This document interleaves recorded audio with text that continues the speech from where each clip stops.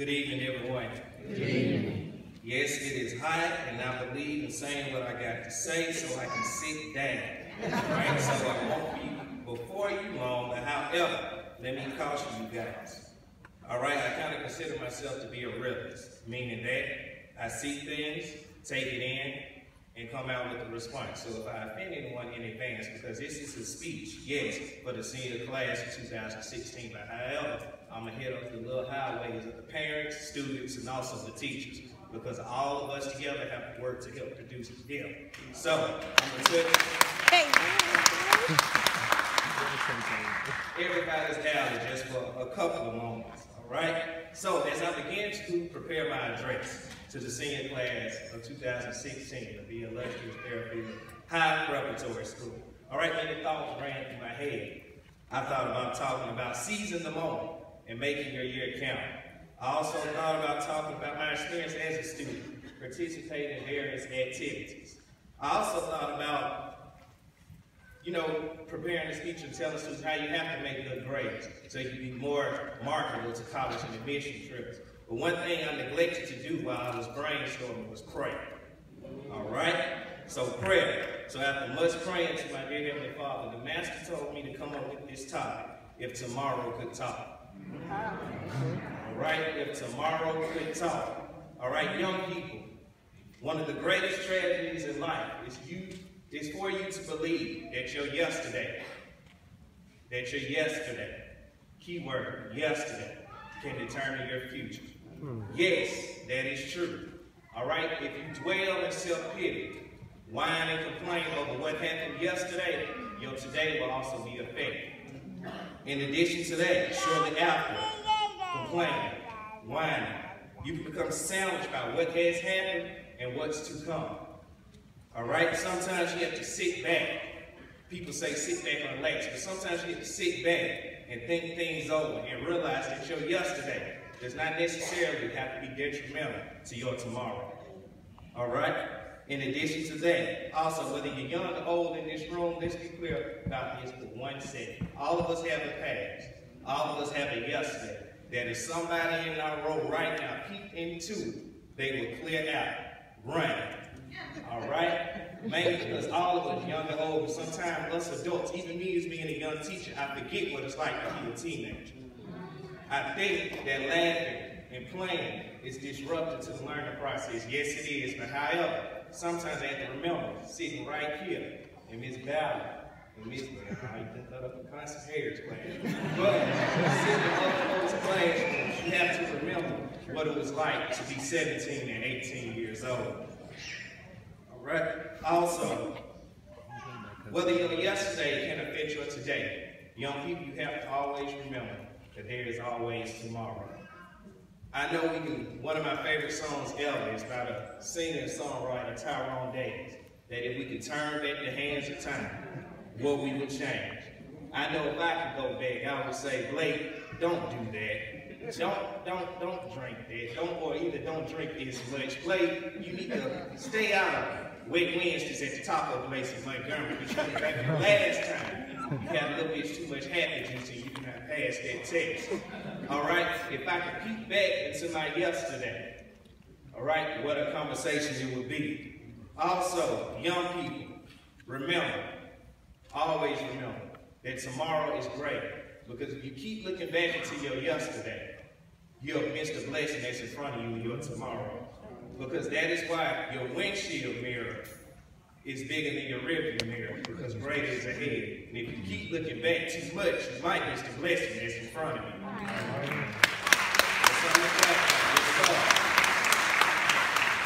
Right, but my purpose for my speech today is not to worry about so much about yesterday, because I want you to free yourself from that burden.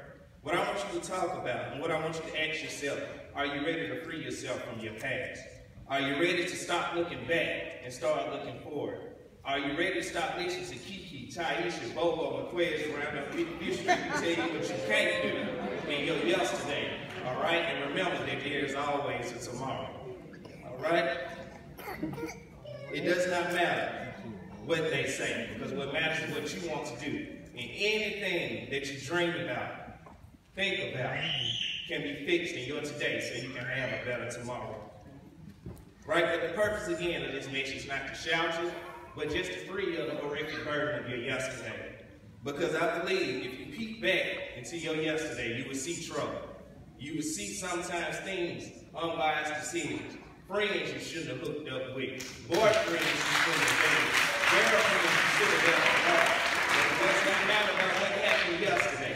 Let's focus on tomorrow. All right? But I want to have a conversation with my tomorrow.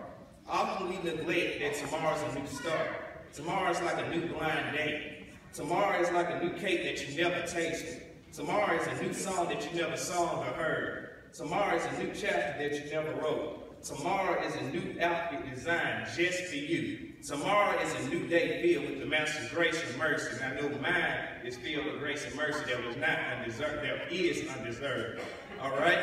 Zora Neale Hurston said it best. A very good book I read entitled Their Eyes Were Watching God. All right?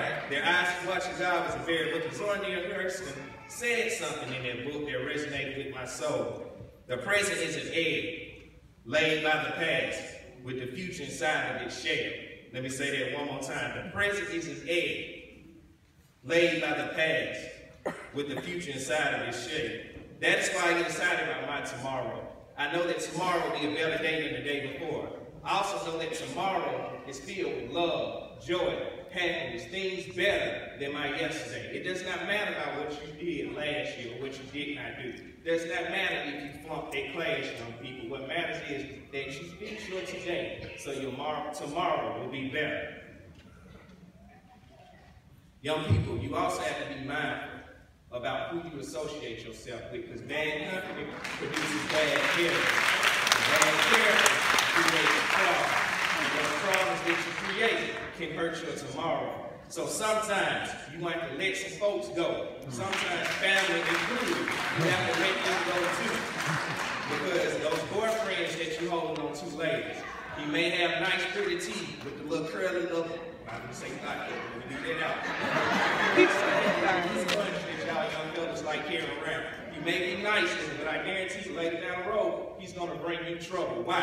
Because if he sits back and allows you to jeopardize your character, knowing mom and daddy told me that young men are supposed to hold the doors. Mom and daddy told me that if he can't say his ABCs, I need to leave him alone. All right, young ladies, let me tell y'all this too, because however, the way you present yourself is how a man will approach you.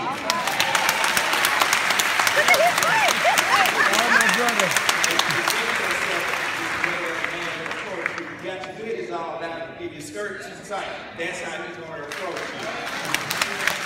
Talking nasty like you're a young man, and we know ladies should be seen and not. So you know, all right. So the way you approach him is how he's going to respond. And if your tomorrow is sitting next to you, you need to move.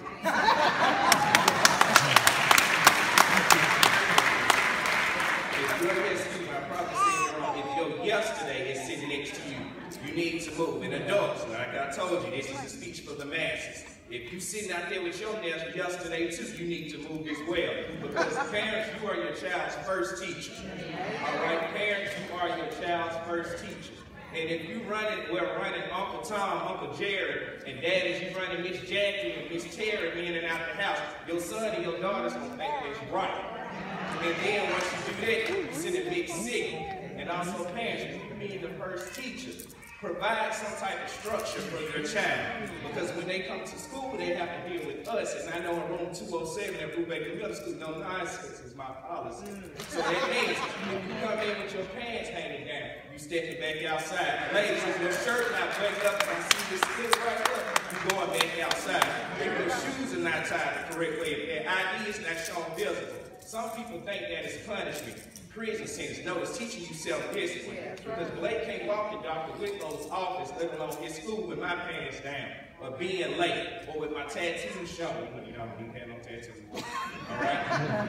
So you can't walk in these folks' jobs, especially these college campuses, looking and acting any kind of way. And let's be real, anything that is produced out the west side of Birmingham is considered to be ghetto. Hood monkeys. A lot of people look down on this side of town, but I love it. Why? Because I know the product that we produce here. So, you got to step on the scene in these college campuses. apart. Don't look like somebody found you up under I-65 or standing on Third Avenue. No, you can represent them. Reading. You all my speech.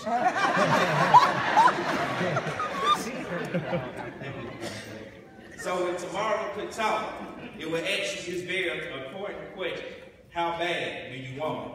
Because often we say we want the nice cars, we want the nice houses, we want to live in Greystone driving a 750 BMW or the 525 I-Series. Yes, we want those things, but after we idolize and stop idolizing these real housewives, ladies, these doctors, lawyers, and athletes that we see on TV, we want the glory, but we don't necessarily know their story.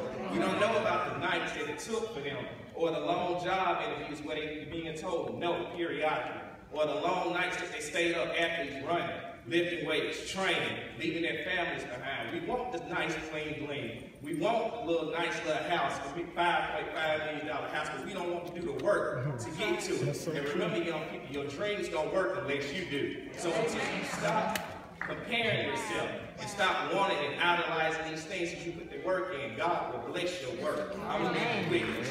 When you start doing your part, He will bless you tremendously. All right, and also, when you get to the certain point, ladies and gentlemen, this is for the young folks again in that senior year, when you hit that senior bump, when you're tired of going to Miss Harris, and you got to learn the muscles from Miss Battle, well, listen to Miss Shields' long, drawn-out speech when she's giving a nice speech for the You have to remember that all of that is proper preparation for your future. I was one of the ones that looked like I was paying attention on top of everything I saw, especially when I stepped on Alabama State University's campus in the fall of 2010. When they told us about looking the part, when they told us to sit up straight, when they told us to pronunciate our words, when they told us guys to pull up our pants, when they told us to make sure we wear a belt, and ladies, when they tell you to comb your hair, and when they also tell you to button up your shirt, because again, when you meet these college professors, they're not going to say anything.